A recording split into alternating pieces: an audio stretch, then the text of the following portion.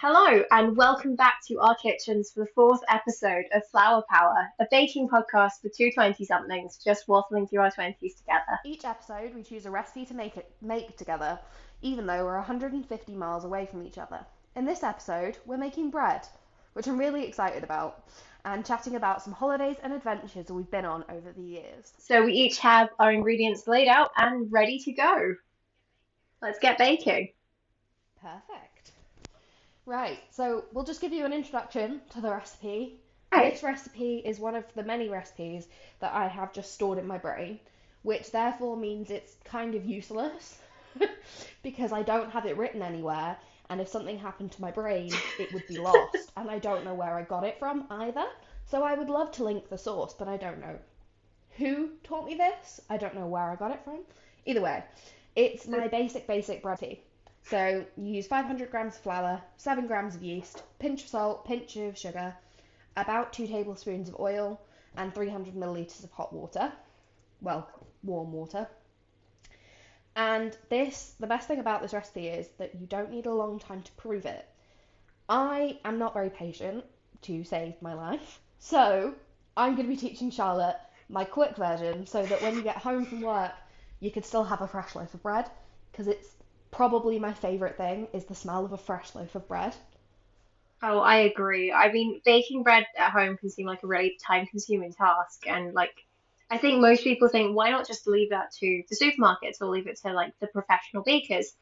But I think Hannah and I want to prove in this episode, yes, I did write a pun into the script, that you can actually make bread at home without too much time or fuss, and it's actually way more delicious than the stuff you can pick up at the shops. 100%. Now, we were both going for different recipes. We were both planning to go for different recipes. I was going to make a soda bread recipe because that's another really easy, very little effort and no proving kind of bread that you need to make. However, in preparation for this episode, I looked in my cupboard and I've run out of bicarb.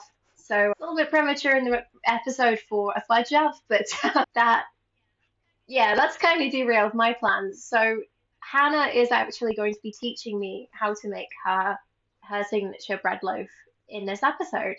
So I'm really excited for that. Yeah, it'll be good. Where do we start? We'll have to do your soda bread recipe later on or as a bonus. So the first thing you need to do is grab yourself a mixing bowl, grab yourself your yeast and your water, just pour it in there and leave it to bloom, which sounds really fancy, but it just means leave it for a couple minutes to let it figure itself out. It'll go a bit foamy, so I'm just gonna leave it for a minute, let it figure itself out. While we're doing that, can I just check? We're putting the water and the yeast into the bowl. Water and yeast into mixing bowl. And then just leave it for a couple minutes. Alrighty. Literally a couple minutes, because I am so impatient. Maybe we should call this recipe the Hannah's impatient but likes bread. Maybe we should. The amount of time required to have fresh bread is what I'm looking for. So while we're baking, we're going to share favourite things that we found recently, be it a recipe, a book, or something intriguing we've discovered, as well as sharing a little fudge up or two, because we're human, not perfect, and we make little fudge ups sometimes.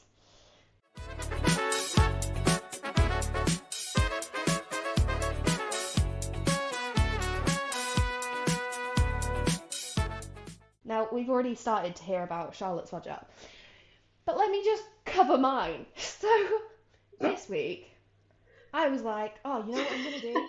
I have a brand new steam mop. I'm going to steam mop the fuck out of my bathroom.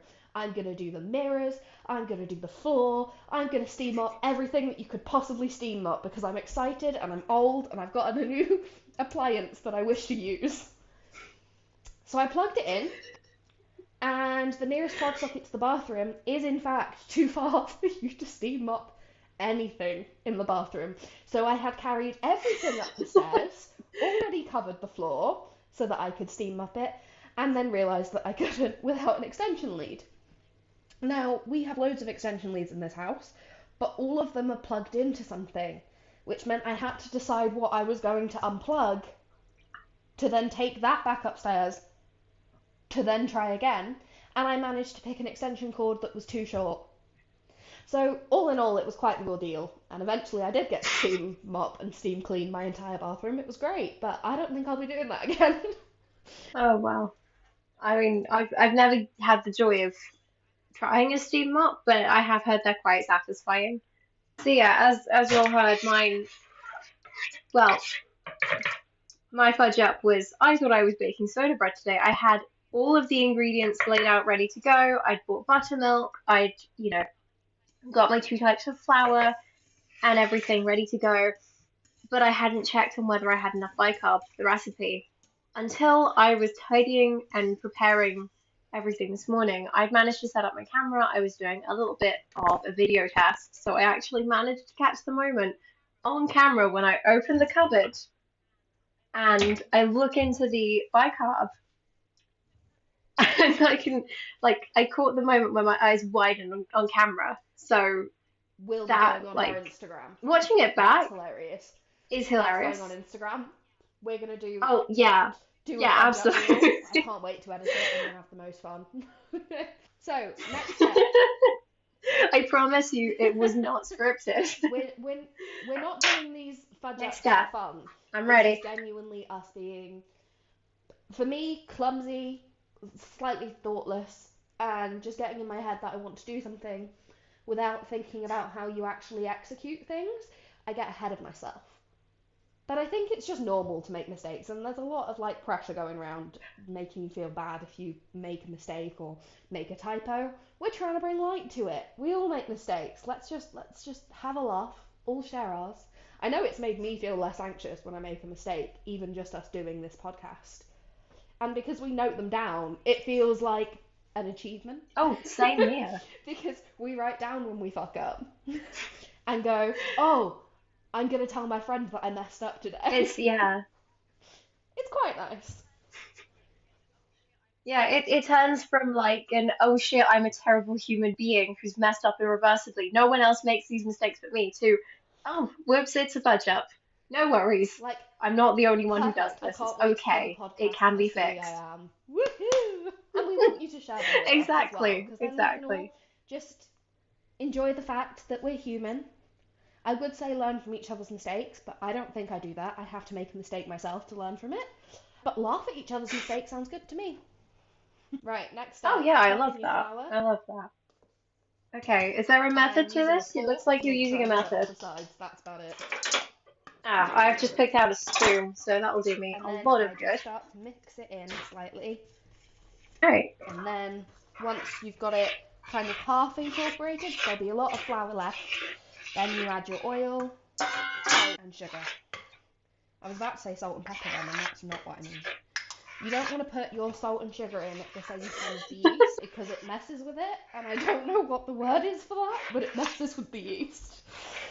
it's chemical reaction of some sort. What kind of oil are you using? Are you I'm using using vegetable vegetable oil oil. or I olive would use oil olive oil, or... but I didn't have any. Okie dokie. I do have olive oil, About 2 so remind me tablespoons, how but I much I'm do putting this in for the again. heart. Alright, so two glugs. And I then can you'll do that. mix it around until it makes kind of a sticky looking ball in the bottom of your bowl. I would have some flour out as well, Lovely. because you'll probably need to add some more. So that's what mine currently looks like. Okay, I'm a little bit further behind you, so I'm just about to add my salt and my sugar. Yep. You say just a pinch of each, yeah? Okie dokie. Let's see if I don't tip in a whole tub of salt. Come on, out you come. There we go. One thing I have learned about baking bread is if you forget the salt, you can tell. So my dad bakes bread. It's his second favorite hobby after the four-wheel drive kind. not four-wheel drive, like the four-wheeled kind. And he bakes a loaf of bread possibly every other day. He's got it down to a fine art. He's managed to perfect sourdough and pizza and baguette. Brioche still eludes him, but he's still working on that. And so naturally, he's been baking bread, I'd say about 20, 22 years at this point. So I I can can't remember a remember a time where time we when did you still bought buy shop shop bought bought bread. bread, but it I can only ever was a remember you long getting it time from ago. me. Yeah, it's his thing. Like aside from being a classic car enthusiast, he is also, I think, in another Oh, life he was a definitely. And your professional dad baker. has done a lot to I inspire really do. me. I think there are people in life who inspire you to do things and try things. And one of those people is your dad with baking and cooking. I don't think that I would have made fresh pasta if your dad hadn't done it around us when we were younger. I don't think that's something I would have naturally come to on my own. My mum's quite a good cook and quite a good baker, but she wouldn't make a loaf of bread from scratch often. She wouldn't make pasta from scratch often. She'd do it occasionally. So seeing your dad make it a priority kind of encouraged me to make it a priority in my house as well. As I'm older and I make a lot of stuff from scratch. I mean, I made naan bread the other day. So it's nice to have that positive influence. My It is good. My mum was so happy to hear that because we had a little meeting, Hannah and I, a pre-record meeting the other day, and she made naan and I made tiger bread. I would have made that today as well, but that takes like 2 hours to prove. And I said to my mum that Hannah had made naan, and mum was really impressed because she's half Indian, and so that's like that cuisine, that culture is like a huge part of our life. Like my life growing up and like their life at home is a lot of Indian inspired food, a lot of Indian influences. And so when I said that Hannah had made naan and that you'd done it Milk with, and egg. what was it with? It was with milk, or because it wasn't with yogurt. It was with something slightly different. It was milk and egg. Really good. And she was really I would intrigued by recommend it. that. I'll send your mum the recipe if she'd like it. Oh, So please what do. I've She would, done now is yeah, I've she'd love tipped the that. bowl upside down, put the gooey substance onto the surface with some flour, and now we're just kneading. So kneading is when you stretch it out and then pull it back. And basically, from my understanding, is it stretches the gluten, and by stretching the gluten, that's what creates the air bubbles within a loaf of bread. So the more you stretch it, the more airy it will be. But you can stretch it too much, from my understanding. So 5 to 10 minutes is best. Yeah, you can overwork dough. No, a Yeah. minute. Have That's you what I set a do. timer? All right, I am gonna set a timer because I feel like that's I probably usually a do good it until shout. the dough So, feels soft and supple, isn't quite so sticky, but kind of bounces back quicker. I don't really do things by, you know, recipes. I mean, you are the embodiment of what we talked about in I think episode 2 of measuring it with your heart. Whether that's like cheese or pepperoni on a pizza or whether that's timings for bread. I think it's a really invaluable skill to have as as a home cook or as a chef or really just anyone. It's a great skill to have and it Oh shows that yeah. you're confident in the kitchen because it's one thing to be able to follow someone else's recipe. It's another to be able to take a recipe, adjust it how you like it and how you see fit, And then and it goes so experiment with it and wrong that have you can't fun with remember where it. you got the I recipe think from. that's really Like this loaf of bread. precisely. I mean, I can't retain things in my brain like that, unfortunately. I wish I could, uh, but I have to write things down, which it does mean that I have a lovely little recipe book of like stuff that I've collected over the years, and turns out that's also something that runs in my family because we've been sorting out my nana's house recently. I say recently for like over the past year or so. And while we were sorting through some of her photographs, we found her recipe book from when she moved out, when she like went to live independently for the first time. because when my nana moved out of her parents' house, she couldn't cook at all. And so she taught herself how to cook with like magazine clippings and like early like TV cooking shows, things like that. So this Yeah. is probably like in the 50s, I'm thinking. So like the very start of television cookery shows. And so we found her recipe book. And it's all like handwritten and old newspaper clippings and like yellowed sellotape. It's a really wonderful thing to hold. So yeah, I love that like that's something really lovely actually that I've discovered recently. I'd say recently, like when did we do that? Maybe a month ago, 2 months ago perhaps. But I actually made a recipe of hers the other day, which I think she must have learned from my dada Oh, because it was a vegetable curry and it was a that's so lovely sweet. curry. I mean, one of my recipes that everybody loves is my mac and cheese. Everybody says that. Oh, In I fact, love your my mac and friend cheese. It's Antonia loves it amazing. so much that she asked for the recipe. She was like, I can't live without it. I've been thinking about it for 6 years since the last time you cooked it for me. So I leave an impression with my mac and Oh my cheese. god. That kind of came from my mum. She taught me it mostly. And then I've just kind of messed with it as I've gone along. And my mum's a measure with your heart kind of gal. She doesn't use measuring spoons unless she has to. She just wings it. So I've learnt from her. And that's something really nice that we've passed. She's passed on to me. That is lovely. Speaking of recipes, that covers my fresh find. So my fresh Mm. find of this month, this episode, is beef kofta. Now, I made this on Sunday when I made the naan bread. Charlotte and I have now started doing our pre-record meeting as a baking session, and I fucking love it. I think it's one of our best ideas. Like closely following the whole idea to get Yeah, a podcast it's so started nice in the because first place. it's just like I enjoy baking with someone, and I live quite far away from all my friends, and now I get to bake with someone at least twice a month, and that's so nice. It's So I made wonderful. beef kofta with what was it? I'll attach a photo of the recipe, probably to the Instagram and maybe the website, because it I has should be able to add it to the show butternut notes. squash in it, which is something I was convinced I wouldn't eat, which is a very me thing to do, is convince myself I wouldn't eat something. And I fucking love it, and we've had it twice in a month. And I strongly recommend everybody tries it. But the only adjustment I've made is I used stewing beef rather than meatballs, and it was fucking delicious. So, highly recommend. I love that. I've got to say that butternut squash is one of my favorite vegetables. So to hear that you now like butternut squash, amazing. Like when I get some of my veg boxes, if you're down at the same time, oh, there is an amazing Ooh, butternut I'm squash sold. lasagna that I want to introduce you to. Right, so It's so here good. we are. This is my lasagna. When you push down on it, it will come back up. I mean, I've got Looks acrylic beautiful. nails, so it kind of Let's leaves see. an indent, but it should come back.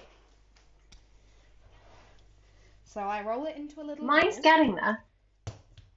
It's still quite sticky, Roll it into a but ball. I think that's Coat feeling a pretty bowl good. in flour. I just use the same one I mixed in because I don't want to do more washing up, so I don't have to. I mean, from what my dad And always this says, is he always puts it back in the same bowl too. But what he tends to do is he tends to put olive oil in the bottom of I the just bowl always have. rather than flour. And So that's an then interesting this is the bit difference. that makes it go faster. Hmm. Is you put it in the oven on a very low temperature. You can do this from it being cold. You can do it from it already being warm. It's like completely up to you.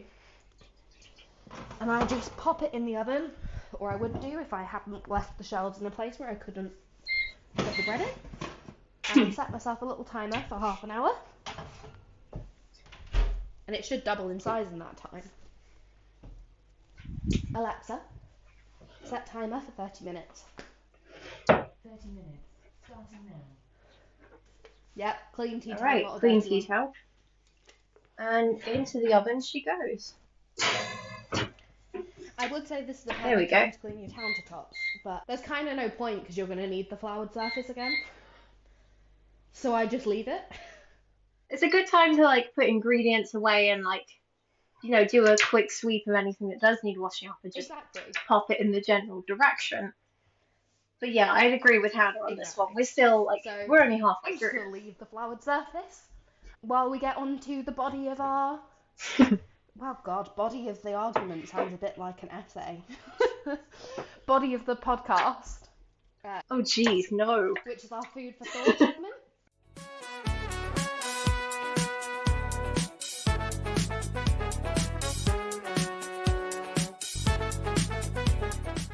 Now, this episode is called A Loaf-ly Day For Adventure because we quite enjoy having punny titles, and I'm slightly concerned that we're going to run out of them.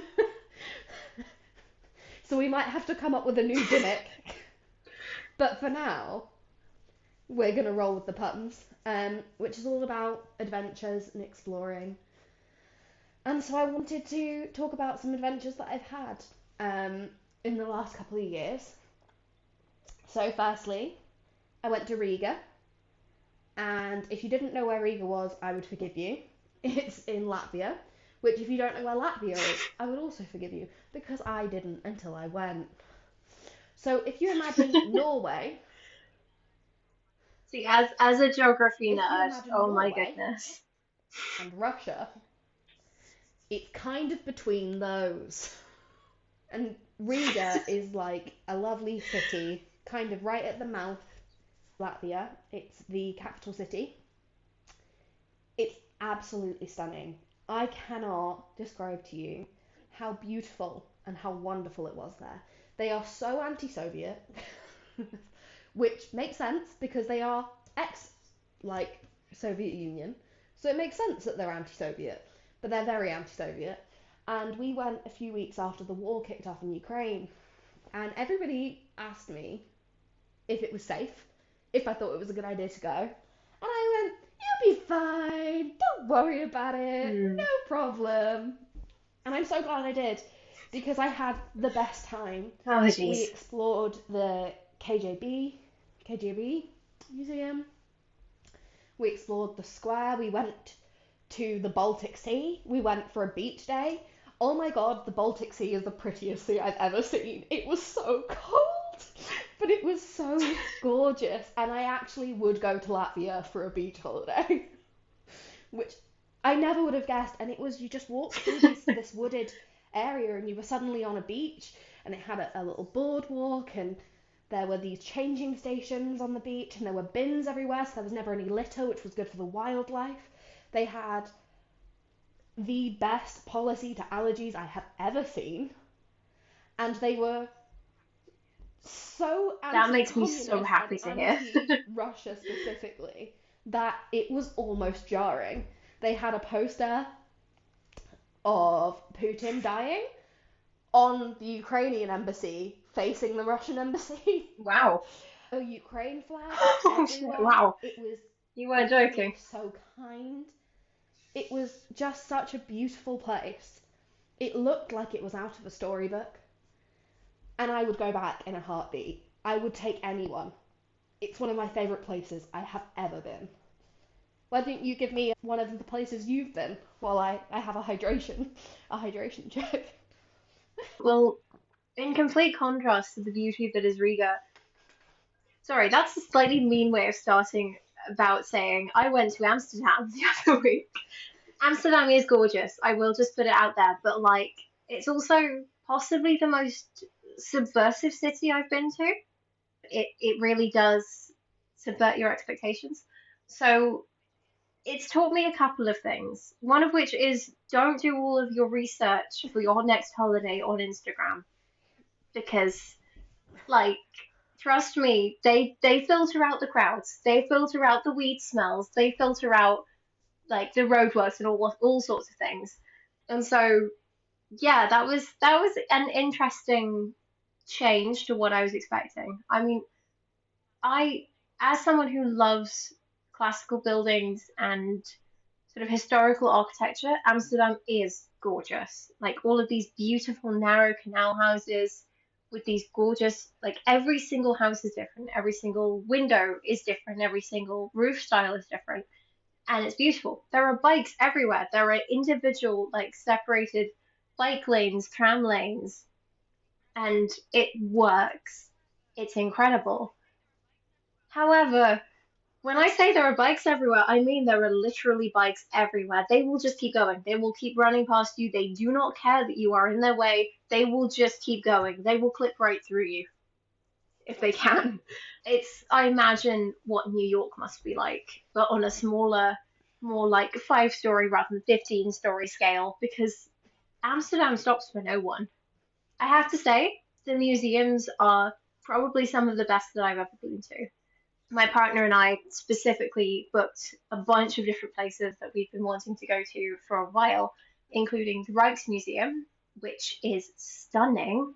It's this gorgeous neo, like Gothic revival temple to art. And I mean temple. It's huge, it's beautiful.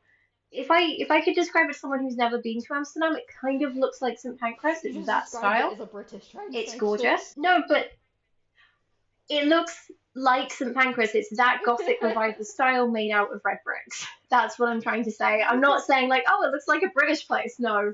It was designed by a Dutch architect called, I've forgotten his first name, surname Kuipers, who also designed Amsterdam's Central Station. And it's the same, like, beautiful, over the top, like, Dutch revival style. The artwork in there is incredible. We got to see Rembrandt's The Night Watch. It's huge. It's beautiful. I love it. We also went to the Van Gogh Museum, which definitely stole my heart. I love the Van Gogh Museum. 80% of that is because Van Gogh Yeah. is one of my favorite artists of all time. So, like, I couldn't go to a museum dedicated to his life and work and not fall in love. However, a significant portion of this was also to do with the temporary exhibit that we went to see there, which was a retrospective exhibition of a Chinese Canadian artist called Matthew Wong, whose life and career share a lot of similarities with Vincent van Gogh's life. Like they both were self-taught, they both came into the art world at a later age, and just as they were starting to gain recognition, their lives, well, their lives took a very similar trajectory. And Wong's work also is very inspired by Van Gogh's work. You've got these beautiful, bold canvases that are just explosions of color and of bold, thick brushstrokes. You know, they do sometimes riff directly off of Van Gogh's pieces, which I think is, I love it when artists do that because it's when they take a whole new spin on what an original artist has done and they make it their own. But then the dreamscapes that one creates are, they were really, really quite moving. I think I will have to maybe discuss this on my own blog to just get all of my thoughts out about this artist. He's incredible, and I'm not just saying that because, like, you go to an exhibition, you gotta praise it, but like, he was amazing. He was a rising star, and I wish we could have seen where his trajectory was going. But I'm so glad that we managed to catch that exhibition. So that was incredible. I will say, Amsterdam is indeed full of tourists, though, and everyone knows English. So all of my time spent on Duolingo for the past couple of months was a complete waste. They could all speak English better than I could. I felt a little bit awkward. One time, so we went out for a cocktail evening and like a cocktail experience, and we tried the Dutch Geneva, which is like the predecessor to gin. I love a good gin. Geneva, I love as well. It's really good.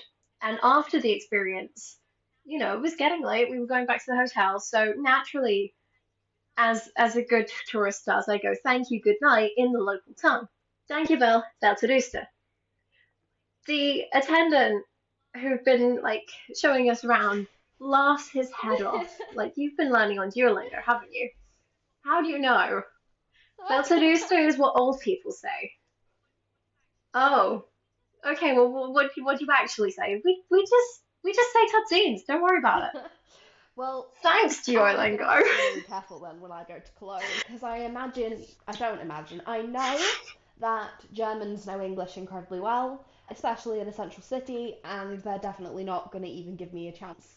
And they'll look at me and go, ah, she's English. I want to practice my English. The The Dutch Dutch are nice certainly people did. as well. We didn't go to Amsterdam because we predicted it would be quite touristy.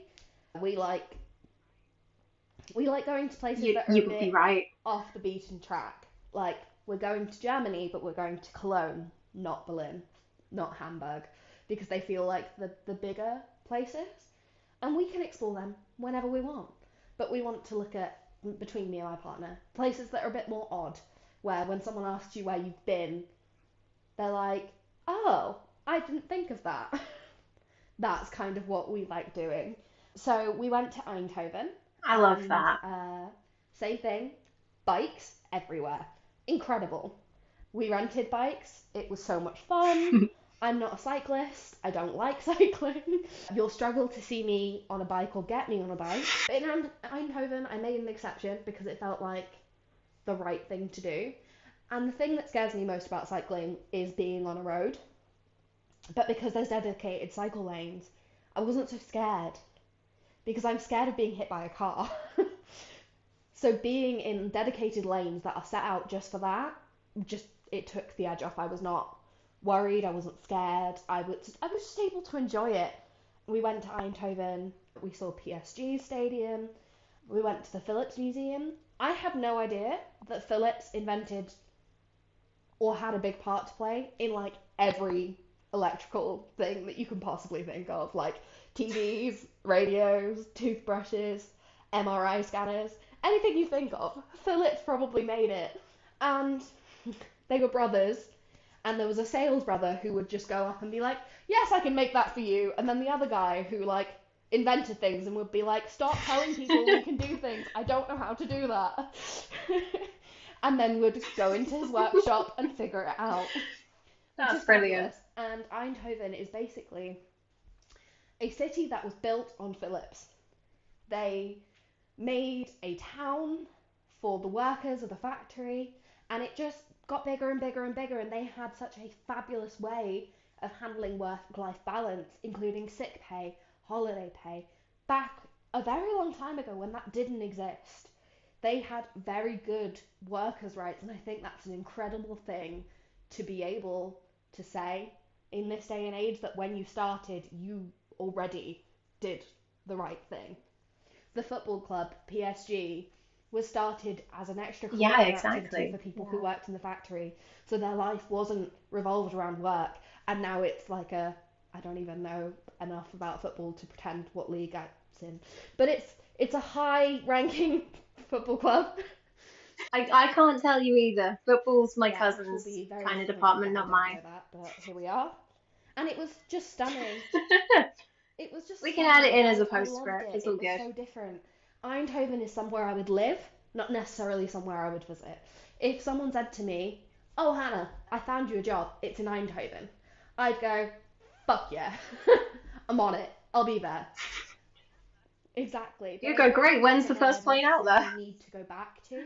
Yeah. It felt homey, but it didn't feel like it was the biggest adventure I've ever had. And that's nice, but it just didn't feel like an adventure.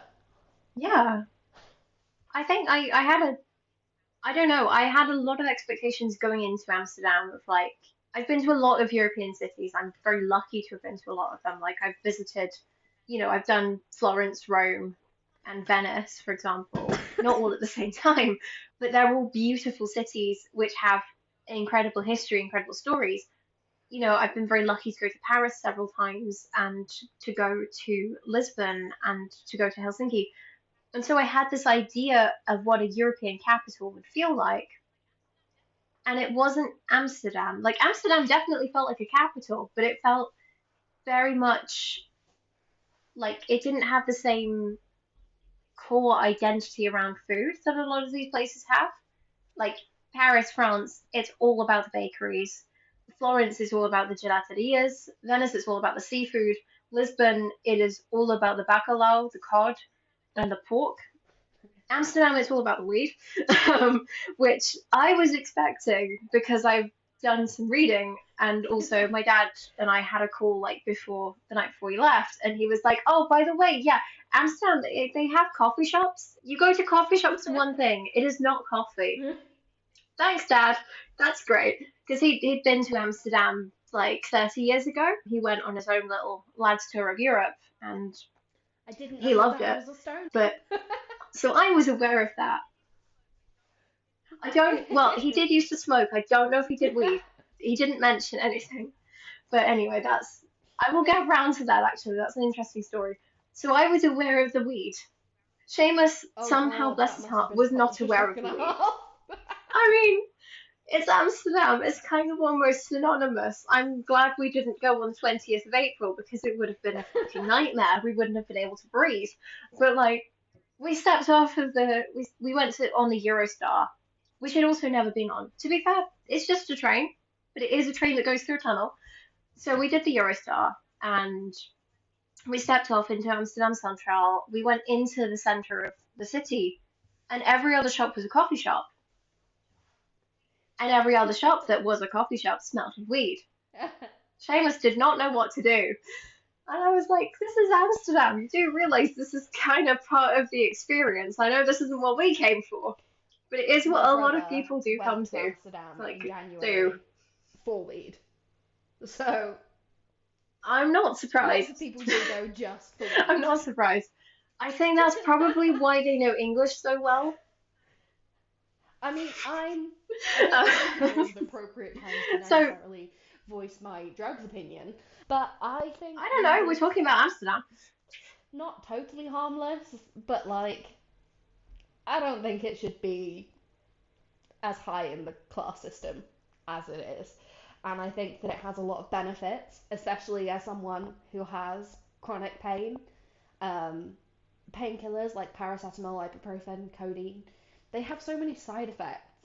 And if you could have a legal way to access medicinal marijuana, I just don't see a negative with that. It helps people with insomnia, chronic pain, anxiety. It just helps calm you down. There's a reason that people used it previously.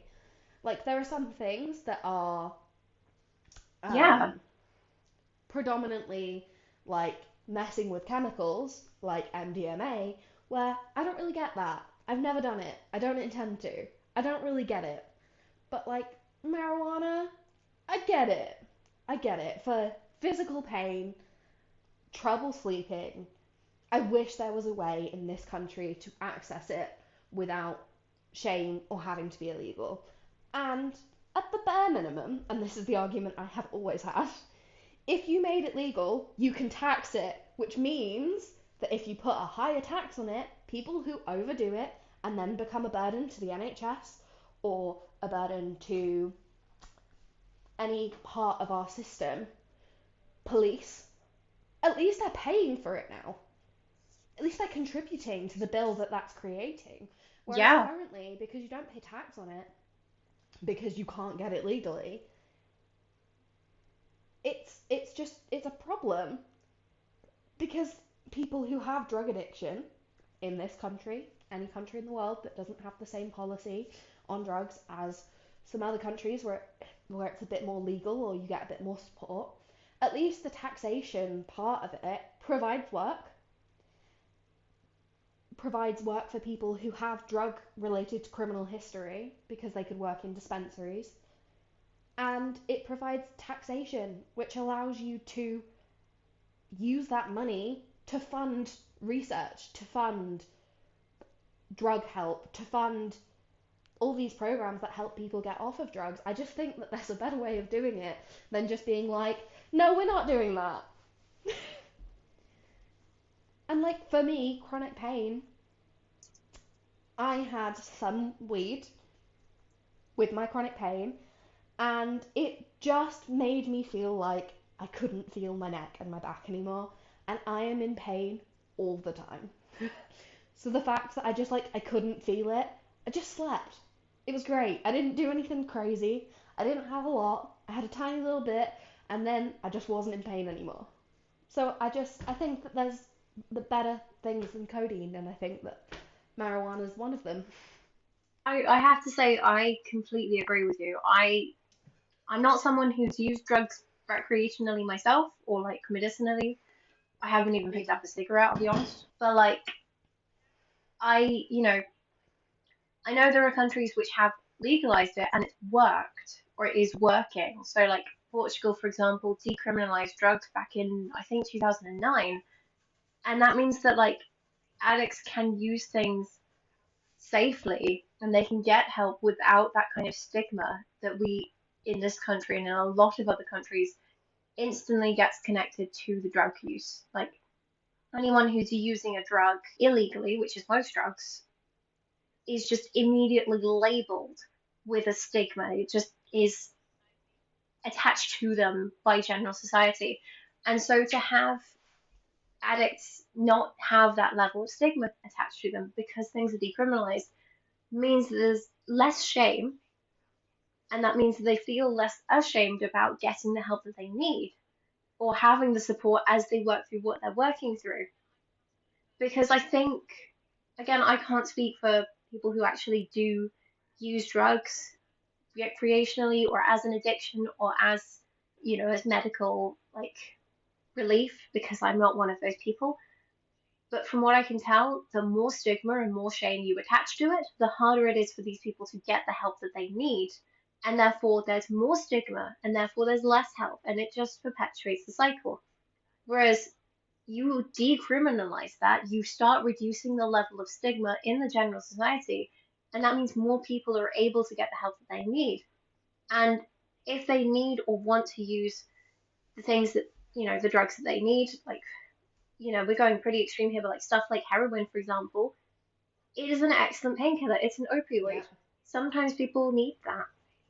And to be able to find that in a safe space where they're not getting judgment and where if something does go wrong, they have people on hand to help and that they know what they're getting isn't going to be spliced with something it shouldn't be as well. I think that's another thing that we should note is if it's legalized, that means it can also be monitored to make sure that people aren't using dirty needles, for example, or that what they think is one drug is in fact a different one and fucks them up completely in a different Exactly. way and not the way they expected. So to have that level of extra safety from it being decriminalized, I think is so, so important. And so, like, perhaps this is an extreme opinion, but I am all Yeah. for decriminalizing drugs because otherwise, how are these I people also going to get the don't help think that they that need? decriminalizing drugs would make people use more drugs. Because,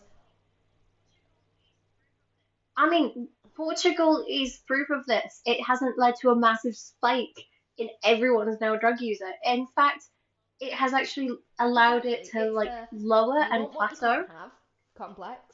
Some people like doing things they're not meant to do. And also, Oh yeah, Lottie, for example, if you legalize drugs in this country, I don't think she would change her behaviour. I, if you legalized drugs, would have medicinal marijuana, but I wouldn't be out having heroin. I wouldn't be doing MD. I don't care. I don't want those things. But for me, medicinal marijuana sounds great. And then they could mess with the quantity of THC yeah, and CBD, so I could have something that's mostly like that doesn't give you the high. I don't want to be high. I want to be in less pain. So I think it would make a huge difference exactly. for a lot of people. So that's our hot take. That's a very spicy take for Flower Power. No, but We we haven't we normally will. delved It's quite that going. deep. We're I getting like there. it. We've got one episode coming up all about our opinions that lots of people might not agree with us on. So I hope you stay listening for that one because I've got some really strong opinions and I tend to upset people. So if you want to potentially be offended, I suggest you listen. I honestly, I am very much looking forward to that very spicy episode because I I don't tend to share a lot of my opinions with a lot of people, and so to be able to just let loose, I am very excited for that. So yeah, that will be up and coming. But how's your bread doing, by the way? Because mine has about 3 minutes left on its clock.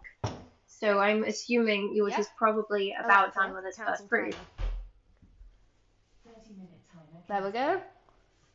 It's about I double, think. and it's really glossy on the Oh, top. gorgeous.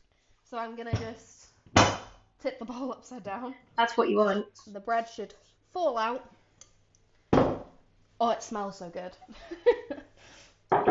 And this is the bit where you turn your oven right up to about 200.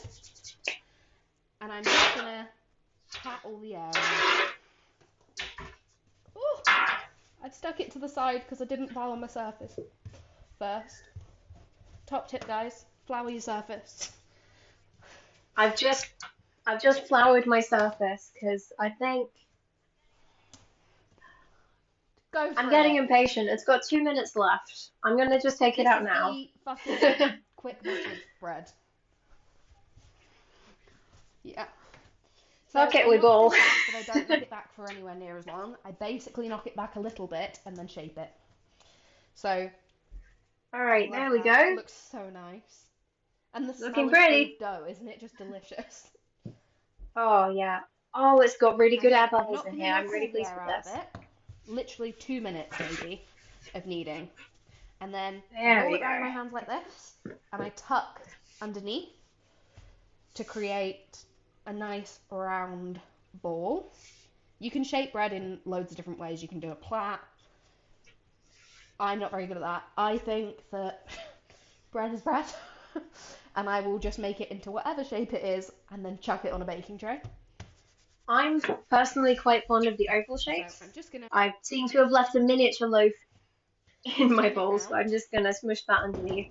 grab myself a baking tray, which is what I should have gotten out earlier, so ignore the lounge sounds of the cupboard. And then I will just I've got my put it on baking my tray. baking tray, add a little bit of There she flour on the goes. top, and this is so that when you score it, you get a really nice colour difference. Sharp knife, and then just score it however you feel like. You can do a crosshatch, you could do just one, you could do loads of them, you can try and do a pattern. I am not going to. I'm literally going to do 2 slices across the top of my bread. It should kind of open up slightly. Doesn't have to be perfect. That's what you're aiming for. I've got 3 like that. I'm I just going to think put that tea towel that's back looking over pretty it decent. and wait for the oven to heat up. Literally 5 to 10 minutes. Hardly any time at Mhm. all. Again, I don't want to spend more time doing this than I have to. So I'm just going to wait. Honestly, I think that is the best way of making bread. Because, like, I do think that a lot of people expect bread to be like a forever kind of task. Like, it takes you literally a day to make. Honestly, most of that making It's time an is just excellent you're work from waiting for home things to task. happen. And you can do all sorts of things. I Exactly. do it I when I'm don't know working why I from home. haven't So done I'll this start my before. loaf off in the morning. And then if you want it to take a longer time period, it's all down to heat, right? So if I want it to prove slowly, I'll put it in the fridge. Mm. So I start work at 9, so I'll make my bread at 8, half 8, put it in the fridge till lunchtime, 1, half 1, knock it back, shape it, put it back in the fridge. Then just before I finish, about 5 o'clock, I finish at half 5, I'll take it out of the fridge because you don't really want to put it in the oven while it's really cold. Just let it come to No, room that kind of temperature, messes up the yeast. chuck it in the oven, bread in half an hour. And yes, it's taken you all day, but it really doesn't feel like it's taken all day.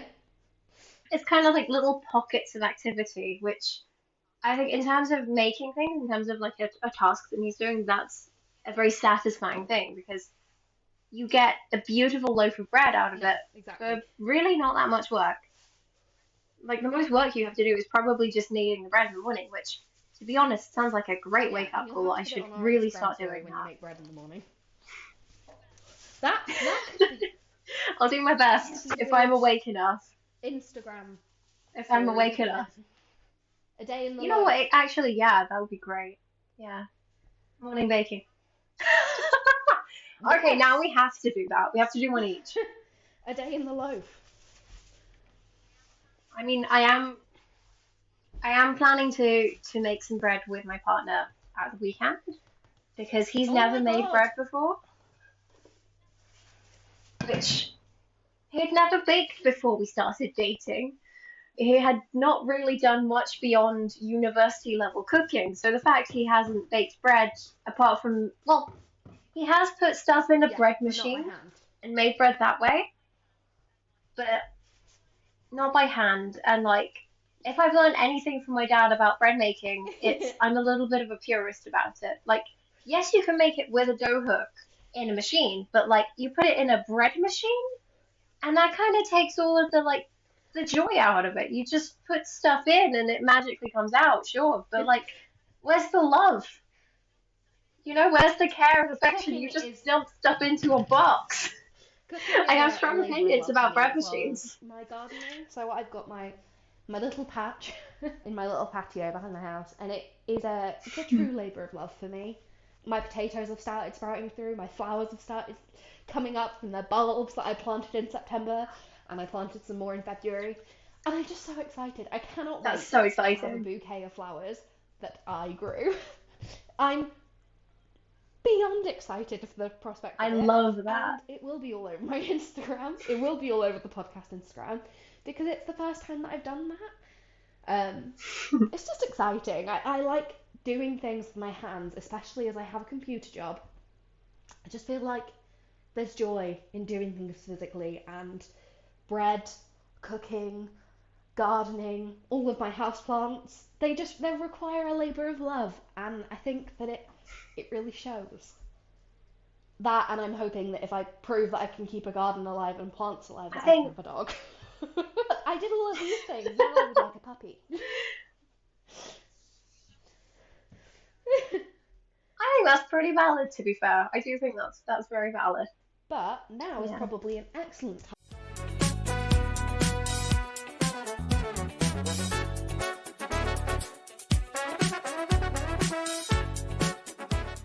So, my favourite for this week, month, episode is Amanda Lovelace. Now, I feel like I always mention a book, and that makes sense because I read a lot. And her poetry, it was one of those things where you go into a bookshop and you don't really want anything, you don't really need anything, and then something catches your eye, and then you're like, I have to have this. So, the poetry book that I found was The Princess Saves Herself in this one. And I didn't know that she did a whole series of them. I have discovered that since. I have now read them all. They are fabulous. But basically, she rewrites fairy tales, taking into account mental illness, what it's like being a woman in the modern world, and writes this incredible poetry that just makes you feel seen and makes you feel heard. And a lot of it is the similar kind of thing to the poetry that I write. So I read her book and was like, I need it. I need all of this. And I've since read most of it. And I can't recommend her enough. There are books where you read them for comfort, and there are poetry books that are my comfort. If I'm having a bad day, a bad week, a bad month, I like knowing that someone else had felt that too. And that someone else can put something into words that you can't even describe yet. That's what poetry is for me, and I cannot. There are so many poets that I love, and I do think this is probably a really good time with the Tortured Poets department out, and I would like to be a part of the Tortured Poets department. I was wondering if you were I going to have the mention Taylor vinyl. Swift this episode. I love Taylor. I will admit I've not listened to any yet. I will eventually. I will get round to it. I am admittedly I Can much Do It less With of a a Broken Swiftie than you Heart are, is but a like 10 out of 10. I And am my very favourite intrigued by line her album. is, I was grinning like I'm winning, I was hitting my marks because I can do it with a broken heart. Oh, Okay, now I've got to listen to that song.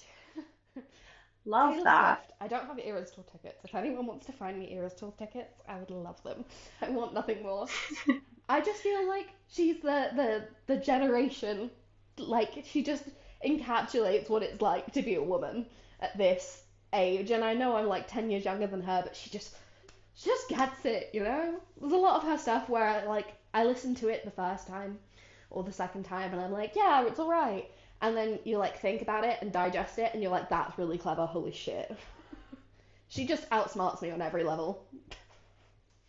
I I love that. I have somehow already talked about my favorite because it's Matthew Wong. So actually, Oh, I have a little recommendation for you, Hannah. She's she's an artist, a songwriter.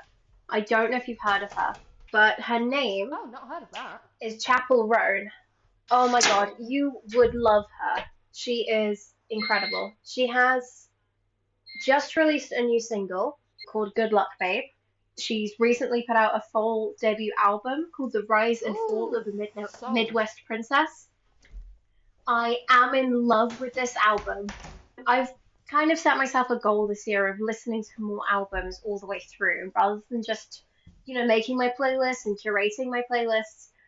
I want to listen to albums. I want to like Have you experience been the speaking to whole Ash? story of music. So, with Hosier's. Actually, no. Just because. I probably should.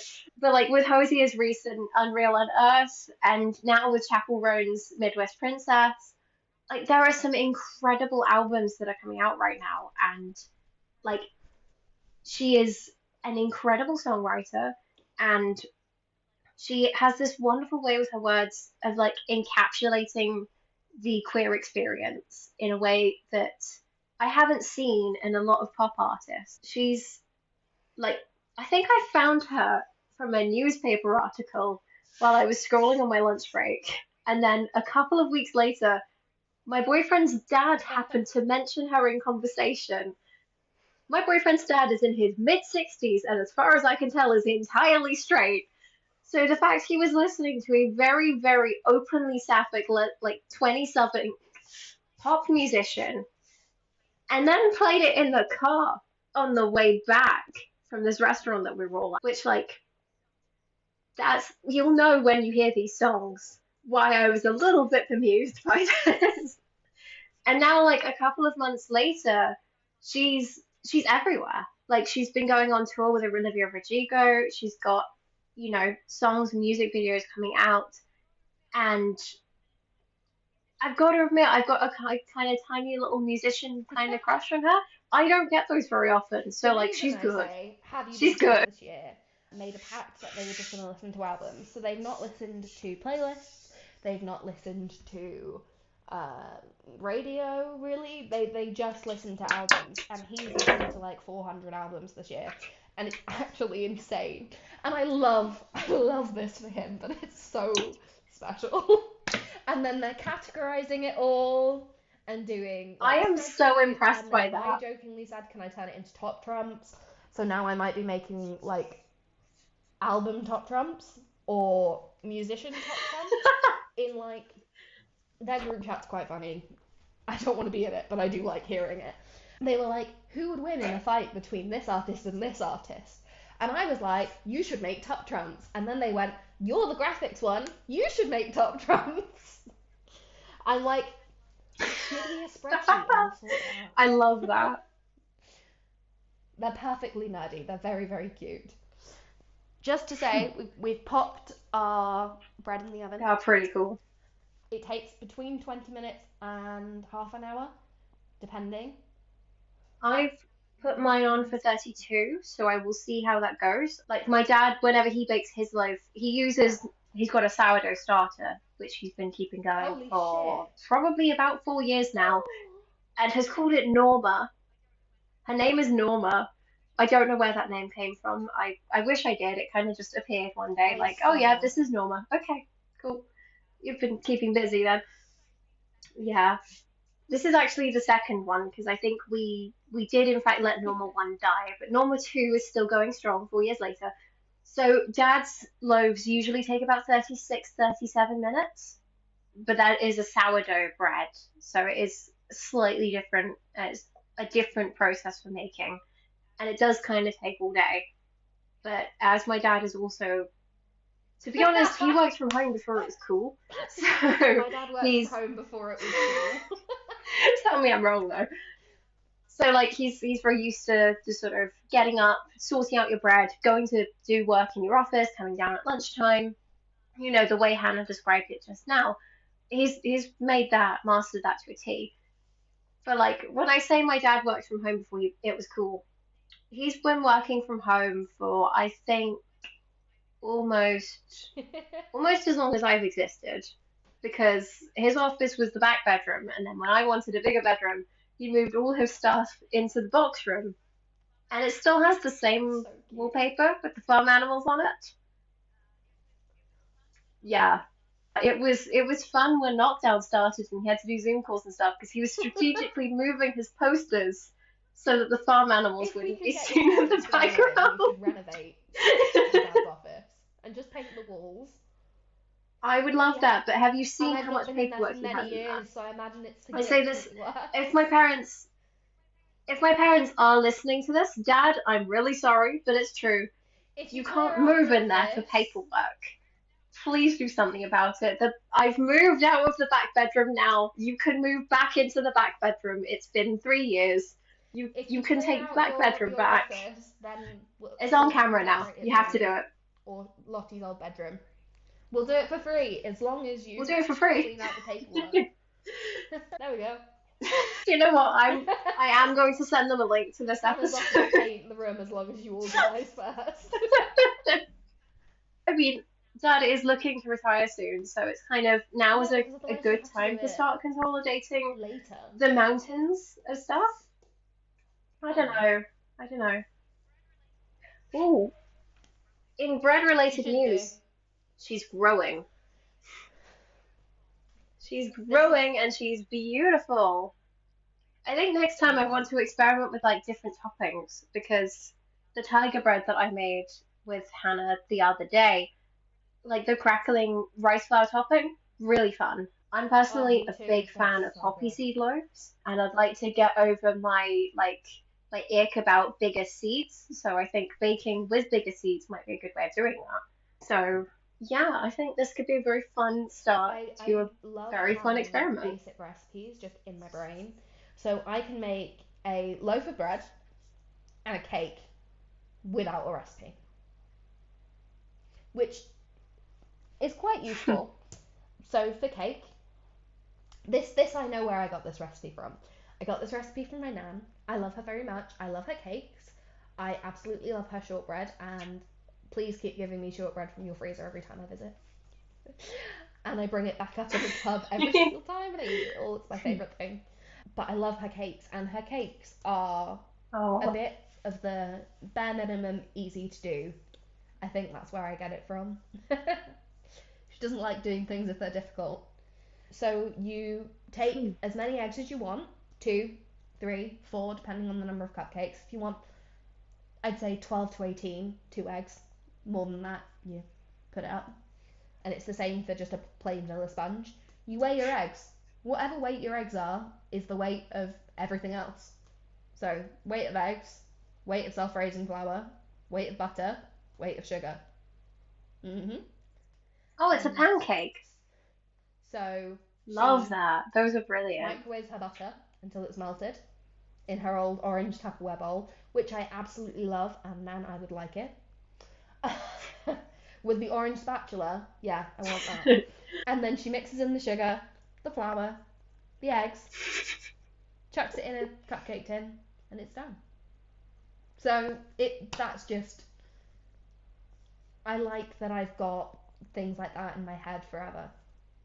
I think that's really important to have things that you can just pull out of your head like that. I think it's a really special gift to have because like especially if it's a recipe that you've been like gifted by a loved one, like by your nan, for example. It means you kind of always carrying that person with you, especially whenever you make that recipe, which I think is very special. I am of the opinion that like 100%. memories kind of hold people. I don't know if that's the right way of putting it, but you know what I mean. Like you hold that memory, and that kind of means that if the person's not with you at that moment, you're still connected. It's really lovely. I think in terms of things I've managed to memorize with my little colander brain of mine, I I affectionately call my brain a colander. It's got too many holes in. I'm also very fond of the saying "life is soup, I am fork," Cool. but that's a digression. I have managed to memorize with my little colander brain a very good pasta sauce and a pretty decent way of making sort of mock miso soup. But most of these, it's kind of just throw stuff in a pan until it's good. Herbs and spices go a long way. Definitely. Fresh herbs and spices go even further. It's great.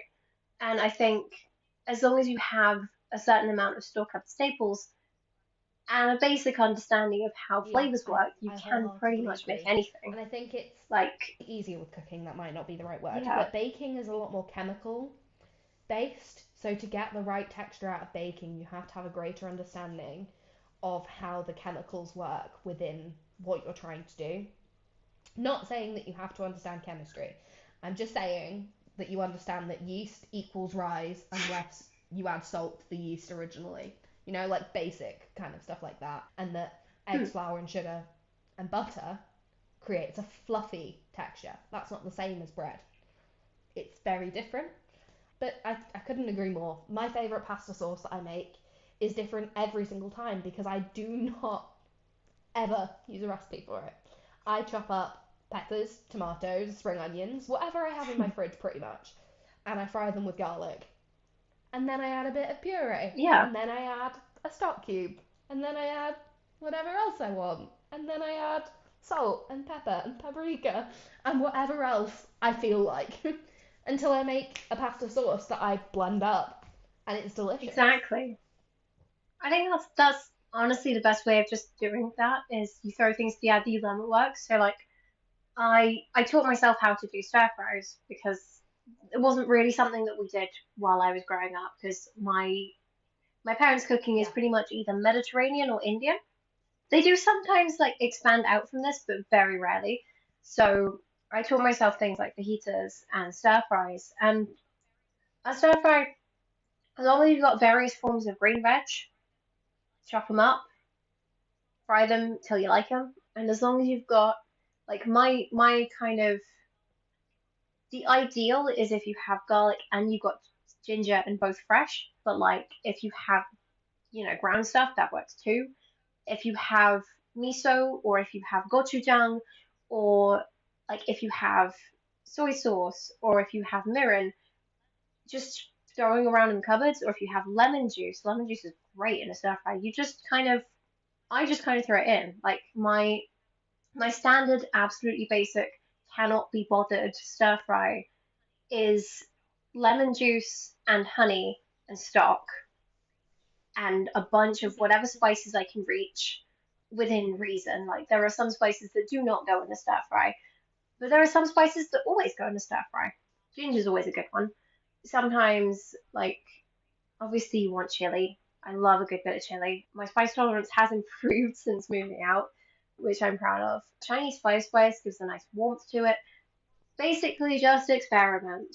You want some acidity, you want some sweetness, you want some umami, and at some point you will learn what umami is. I didn't know what it was for years. I thought it I was a have joke umami that friends paste made in my up. cupboard. So yeah, you kind of Oh yeah. yeah, it's good stuff.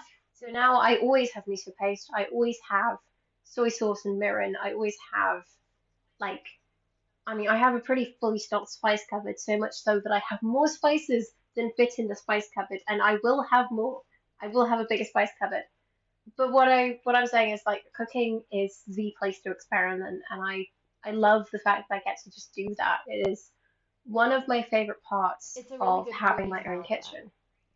And I Um, find that since it's moving in with a great. partner, Yeah. my eating habits have vastly changed because he likes a lot more Asian food than I thought that I would like. I had decided that I didn't like soy sauce, which, you know, soy sauce is fucking delicious. What was I talking about? So I decided that I just didn't like it. And I decided that I probably wouldn't like a lot of Asian food. And we eat Asian food on a fairly regular basis now. And because we cook it at home, I just don't know if I'd like takeaway Asian food. I just think that there's something better about making things yourself. And I don't have takeaway very often. Oh, So I agree. we love it. Yeah. I mean, yeah, I've never really we don't really do takeaway in my house. The closest thing my parents get to takeaway is the very, very occasional fish and chips. I still take to fish and chips as a very good comfort food when like everything else has gone to shit. Get fish and chips. I will Love stand fish by and that. chips. But like in terms of things like takeaway Chinese food, or like takeaway Thai or takeaway Japanese food, or like a lot of South Asian cuisine and even Indian cuisine, I, because of my allergy, have trust issues with the food. If I can't see what's in the kitchen, I don't trust that they're not putting nuts near what I'm having or in what I'm having. And so, I can be as careful as I like, but if I'm not the one in charge of making it, my life is in their hands. And that does put a pretty significant factor of risk Which is towards any why kind of you tend to takeaways go that for I might things that you have. know nuts, or it's highly unlikely that it would ever have been in the kitchen. Like, if we have takeaway, it's fish and chips and Exactly. pizza Like fish and predominantly, chips. because we know that those are places that don't have Yeah, nuts involved. exactly. Exactly. I mean, I do still have to be aware in Italian restaurants because they will have a lot of things with almonds in, or they will do things like pesto, which contains pine nuts or cashew nuts, depending on the recipe. So anything with pesto, I have learned just don't let other people do it. Do it yourself, which is great. I love making pesto because I found a French recipe that does not include nuts at all. It's fantastic. I thought I'd lost pesto forever. I have not. I Still lost bet that's Nutella, but never mind. mortifying. So, You have like, this when it stuff comes though. to what, Oh my losing god, I Nutella? used to love Mm, Nutella. That didn't occur to me until just now. I know. I used to have it inch thick on my toast in the mornings, and I can't have any of it now. Not that it will kill me, but it will make me distinctly uncomfortable for several hours. And Oh honestly, my I don't god. fight. I'm good. So, Well, you'll just have. yeah, I can't have Nutella. I can't have pistachio Oh my ice god, cream. you I used can't to have love pistachio ice pistachio cream. I can't have pecan praline pie. chocolates. I can't, They're my no, I can't have favourite. pistachios. I can't have Ferrero Rochers. I know. They were Oh my mine god, it's too. only just occurred to me how many things that your nut allergy It's range devastating. from. Like, I knew it, but I didn't know it. Does that make sense? Because I don't have to know everything that your allergy Yeah, prevents you from having. And it's the bigger things that I would go, oh, it's Charlotte definitely can't have that. And I would think to myself, yeah, she probably can't have that pistachio chocolate in the mm, moment. But, like, holy shit. Yeah. it is the concept of it, isn't it? Yeah. I not recently, but like possibly I think not long after Seamus and I had started dating, I was invited round for dinner and like I got there and my Seamus's mum had like made a marinade that she'd put on this meat that she was just about to cook. And I managed to get to their house right at Mm-hmm. the time where she was about to put stuff away from the marinade. And on the side where she'd been making stuff was a little bottle of groundnut oil. And I was like, oh no, I can't eat this. I'm really sorry. And she was like, why? Groundnuts are okay, aren't they? No, groundnuts are peanuts. Like her jaw just dropped. She looked absolutely mortified. And I said, it's okay. I haven't touched anything. It's all good. Just I can't eat what you're making for dinner tonight. I'm really sorry. And so she finished cooking everything. She shooed me out the kitchen, finished cooking everything, put it all in the freezer. I was like, okay, we're not having that tonight. We're having something completely different that you can definitely eat. Don't worry. And now, like, anytime that I'm over there and she's done anything that remotely resembles something with nuts in, like, she still checks whether I can have sesame stuff, like sesame oil, sesame seeds. For now, I'm okay with those. For now, they're okay. They're not nuts. There is a similarity to, I think, the protein structures. But anyway, every single time I'm over there, Fiona will check whether everything's safe. And I'll go, yes, it's all okay. Or it's okay, but I'm going to avoid this. And yeah, but like that little escapade could have ended very differently. And then I would be 2 for 2 on people whose parents have tried to poison me, or people Yeah, who I'm that's not dating who have tried great. to poison me. I'd like to keep that That's number as not one, great. thank I'm, you. I'm very happy that I have never poisoned Charlotte. I'm always very careful. I'm always very careful I'm when very I happy have about that such too. things. We don't really have nuts in this house. Really. I don't even think we have peanuts at all in this house, maybe other than like Snickers in the celebration spots, which we don't like them, so they just sit there. No one eats them. So I think that we, for the most part, don't really have nuts in this house, and we don't really use peanut butter to cook or anything. But I'd always be extra cautious if I was making something for you about what ingredients I use, just because it's important. Like, I don't have an allergy, I have an intolerance to apple Yeah, juice. absolutely. There's not many times that that comes up.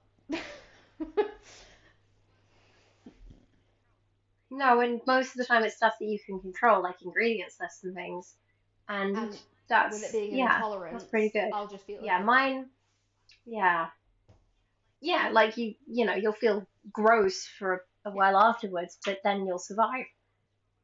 For the nuts, I'll feel extremely gross for a while afterwards, but I'll survive. For the peanuts, I have landed in A&E 3 separate times with my peanut allergy, none of which were my fault, and one of which was even in a That different was country. horrifying to find out about when you got home. Yeah, Well, the first thing someone said to me when they that got was, oh home from that God. trip was, "Oh, Yeah. Charlotte went to hospital for her allergy." I went, "Charlotte has an allergy?" And I've known you forever, but your peanut allergy came on Yeah, later, didn't it? it did. I mean, I think I must have had it from a younger age because I do remember, like, being at primary school and my friend had given me a Snickers bar and I'd never tried a Snickers bar before. I had a bite and I was like, oh, this tastes horrible. And I went and, like, stuck it out in the sink and was just like, that feels awful. But I didn't put two and two together of that means I have an allergy because I was 6 or 7. So, like, allergies don't exist unless you already have them at that age, basically. I just thought I didn't like Snickers, which upset mum because mum loves Snickers.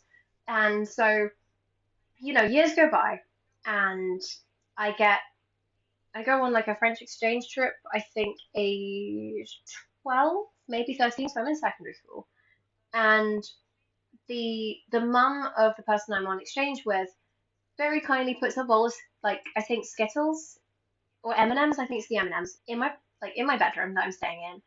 It's like, "Oh, I left these for you, and I have one." Like, "Oh yeah, that's really nice. I love chocolate." They're a weird lumpy shape. I don't think anything of it. I just think maybe that's just what French M&Ms are like.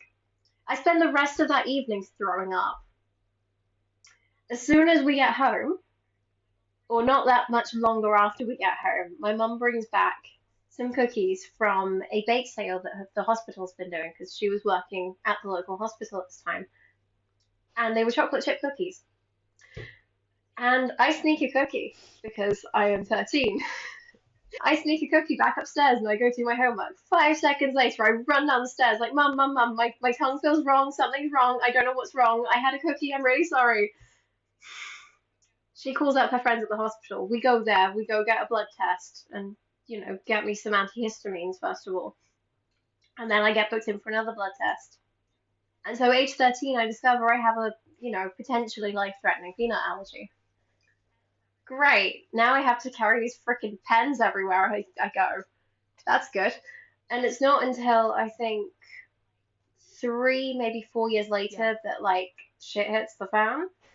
As in, I'm in Iceland on a school trip with someone That's who has not so been first aid stupid. trained, and I'm having a massive allergic reaction. Yeah, thanks. I would call out the college, but, like, I don't know Maybe if we want later. to dox ourselves like that, but, like, the person, yeah, maybe later. We're not doxing ourselves yet. But the person on the field trip, like, we had to have 3 adults, obviously, because we were a bunch of 15 unruly geography students. And the third adult was someone who didn't work as a geography teacher, so none of us really knew her, unless we also studied biology, which I didn't. And the day of the incident, I had some bread and some jam for breakfast, as one does when you are at a buffet at a hotel. And there was a jar of peanut butter next to the jam, and I can only assume that some idiot double dipped because I start feeling a bit gross, but I think, okay, maybe it's the bread. Maybe I should just not eat that bread. We, on that day, are not on Iceland's mainland. We take a ferry to a very small island called Jaime, which is where they had a massive volcanic eruption in about 1977. And the plan for the day is we were going to go and hike up that volcano. I do not get to the I should take volcano you back so that we can go to the volcano for you. because I would love that. I would genuinely love that. So I feel like absolute like death warmed over. I have never felt this way before. I am blacking out on the pavement. I am spewing my guts on the pavement. I know this is a baking show. Apologies. We will put trigger warnings in the show notes for this if anyone. Oh, pretty. If anyone does have emetophobia, but like, yeah. So the rest of my team go up the volcano. I give my friend my camera, the one I'm actually filming on at the moment. It has survived going up a volcano, which I didn't.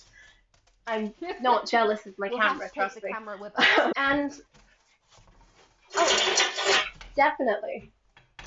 So anyway, myself and this teacher, who's not a geography teacher, dip into a cafe, and she starts panicking because I'm clearly having an allergic reaction, an anaphylactic shock, full on. Like, I can't breathe, I can't speak, I can't even say anaphylaxis without sounding like I have a literal sock stuck in my throat. And she's panicking. She calls her doctor friend in the UK. He doesn't pick up. She asks around the cafe, does anyone know how to use an EpiPen? And I'm there trying my best to still keep breathing. And I go, just stab me, please just stab me. She finally stabs me in the thigh. I don't remember screaming, but I'm told But when later you that were I stabbed, screamed. And the next thing I remember, I am in an ambulance on my way to the hospital. I don't remember a significant portion between before being stabbed and being in the ambulance. Uh, but I do survive, clearly, because I am now here making a podcast. That's quick problem. My SD card has filled up. This might be an issue. it'll be fine. I need to get a bigger SD card. But I'm gonna start filming on my phone, I think. We might need to like crop this bit out. I'm in the middle of a story. Anyway, I don't know how much my camera might not have caught of that. Uh, but anyway, so I survived the Iceland experience. My camera survives going up a volcano, gets some fairly decent shots from my friends, and I get hugged by literally every single person on the Iceland field trip with me. Most of these people I don't know outside of my geography class, or even like they're not even in my geography class. So it was an interesting experience, I gotta say. Oof. Well, my glasses just steamed My up. bread smells and looks delicious, and I'm telling you right now that the only thing I Oh, want for dinner is bread. Oh, beautiful. ta-da! I'm so impatient, She so is a beauty. She's done a very interesting thing. Hang on, let me just you do have the to test. tap the bottom, by the way. That's Oh the yeah, test. that's good. So she's done a very interesting thing where she started splitting at the sides. So I think I should have maybe sliced her a bit deeper. I don't know why the bread's That is female, the but like, section, she's pretty, and just for the taste. gorgeous. Mine, I should probably leave mine for a little bit before I start That's what slicing, I've done. but I don't wanna. All right, let me just put it on to the cooling rack. Oh my god, my There's nothing better kitchen than bread. smells like a dream. And the cookie, I'm just Love gonna put it next this. to my mic. All right, where is my bread knife? There she is. There it is. Everything's feminine today. And I know chopping we wood. usually do a taste test together, but I can't wait. This is an excuse for you to have At two least. slices. Think about it that way. Oh, listen to that. So are you a fan of my bread recipe? Beautiful. Mm-hmm. It's really good to dip. That is a gorgeous, gorgeous I just cannot put into looking words what it piece of smells bread. like. It smells like bread, but like really, really. You have to make fresh bread. This is the thing. Otherwise, you won't know what we're talking about. It'll be like, okay, what's so special about bread? Make the bread. The recipe will be up not that long after we upload the podcast itself. Because Hannah, I will get the recipe out of you, and it will be written down, so I can also make this. Mm. Good. And what we mean by it doesn't take long is that, yes, we'll cut the episode down slightly, right? But we've currently been recording for 1 hour and 32 minutes. So less than an hour and a half. between you and a loaf of fresh bread. I'd say that's a pretty solid deal. And you get half an hour to sit down and do fuck all. Twice. Mm. Once while it's baking, and once while it's proving. It's so good. Mm. I'm so happy right now. I don't know about you, Oh, but I'm immensely proud of this little loaf of bread. I'm always proud of my bread. It's one of my favourite things to make. And I'm actually about to text my boyfriend to say there won't be any bread when he gets home. Love that. Right. I'll finish my mouthful and then we can do the outro. I was gonna say. I will let Charlotte say all the important stuff because she's really good at that.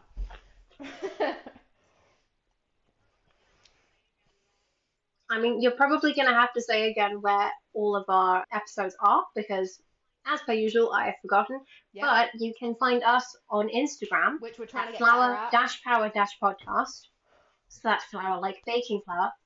We are getting better at Instagram. We had a whole meeting about it. And we also have a website where you can find episode transcripts, recipes, and bonus content. And it is flour-power-podcast.com. That will be linked in the show notes on Spotify and on YouTube. And Spotify, where else do we get our podcasts, Hannah? Buzz, Sprout. I believe that's it. The website.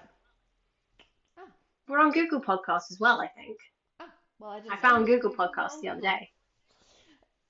Basically, so we're on that one too. If you can't find it and you so want our to recipes, put it there, tell me and I'll figure it out. But for right now, if you haven't asked for it, it won't be there. Sorry, I've just made another mouthful of bread. But our episodes are released monthly via Spotify, via all the places that Hannah's just mentioned, and on the website as well, where you can follow along with the transcript. And there will be a recipe for Hannah's bread 2 days after episode 4 goes live. On the 15th of May, and the recipe will be up on the 17th of May, so I'm very excited for that. Have a lovely rest of your day. Please go ahead and try and make some bread. Me too. Not today, at the weekend, when you have time. It's only an hour and a half. And share with us your loaves, because I'm very excited to see them. Oh, me too. I would love to see what you guys create. So we have been Flour Power. Thank you so much for listening, and happy baking. Bye.